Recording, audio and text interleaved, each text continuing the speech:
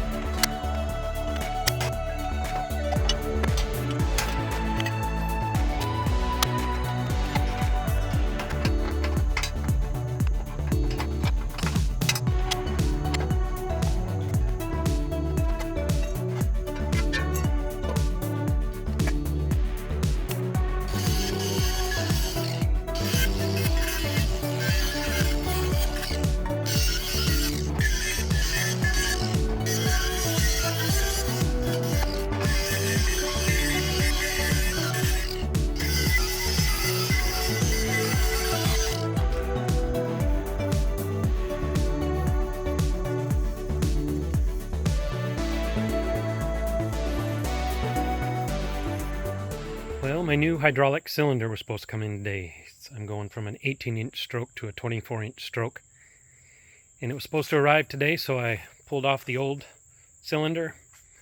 I used these jacks here to hold up the boom. And was able to get that removed out of there, and I drained the oil back into the container out of the hydraulic cylinder so I can reuse it in the new one. And after I got it taken off, I went in and checked my tracking number again, and it was delayed until Monday. This is Friday. It's supposed to be here today.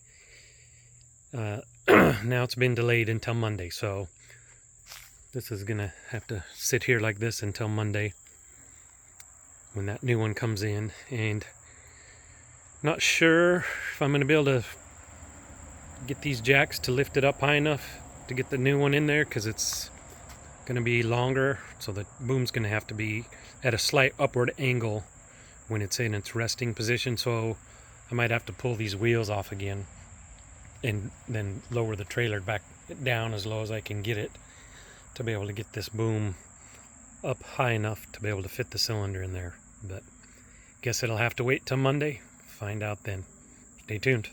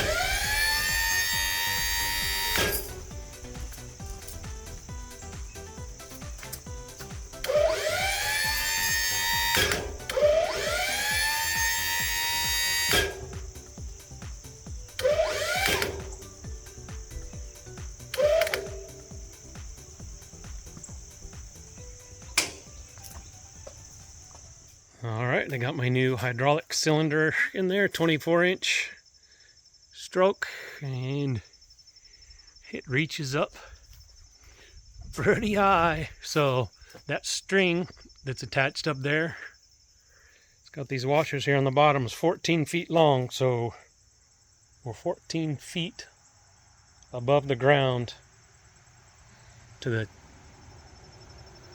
tip of that boom right there. Or we're above, yeah, we're above 14 feet. Sorry for the glare. Above 14 feet off the ground to the tip of the boom there. And you can see it's just past the end of the trailer. Here, stop the swinging.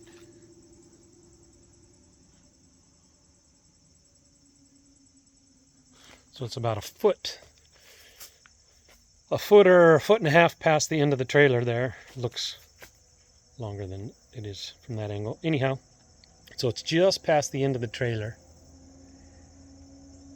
So it shouldn't want to tip backwards too terribly bad, especially with these jacks here and all that weight. So now, good portion of the weight of that boom is now behind the axle because it's lifted up there. And then also, after talking with a friend of mine who's an engineer, I'm going to attach a strap, put a D-ring on here and attach a strap that'll come up to the tongue of the trailer here and help to give it a little more strength and not want to pull on this beam right here. So that'll just give it a little more stability, a little more strength. So now the question is, can those two beams support that weight? And they should be able to handle that kind of weight. But anyhow, it works. I got that new cylinder on there and she lifts up pretty high. I'm pretty happy with that. And gonna get a chance to test it out here the end of this week, or yeah, this weekend. We're gonna go ahead and harvest a steer and give it a try. So I need to get the toolbox mounted on the front here, run some wiring, get the wiring ran to it. I need to check to see what's going on. I got these jumper cables, these black and white ones to use. I'm going to just cut the ends off and use those, or that's what the plan was, use those to power this thing. But it almost seemed like it wasn't getting enough power through those cords, even though that's 4-gauge wire. It's heavy duty for some reason. Well, I'm going to test it here again in a minute. I hooked up these other jumper cables that are heavier and it started working no problem. So if need be, I guess I can use those jumper cables and put the black and white ones in my truck. But anyhow, get that all figured out, get the toolbox mounted on the tongue here, get everything wired up, and I plan on putting a cover over the top of this motor too. So yeah, I'll actually put a piece of steel coming out that'll cover this, and I'll have some rubber or plastic hanging off to protect that motor pump there from the weather. And then off the end of that is where I'm actually going to put the D-ring and then attach up to the tongue of the trailer up there. Where some of those parts I've taken off to paint will get mounted back on there, and I'll put a D-ring on on that. It's the base for the trailer ratchet. Anyhow, it works. So now I got to get all the little details done. Oh yeah, and there's that D-ring I put up there. I also plan on attaching a rope to that and having that come down to the boat winch. And use that once this is raised up like this, attach that down to the tongue just as a safety factor. It's going to be a super heavy duty rope, and just in case something happens with the hydraulics, that boom won't come crashing down. And then of course before we let it down, we'll have to let that rope loose.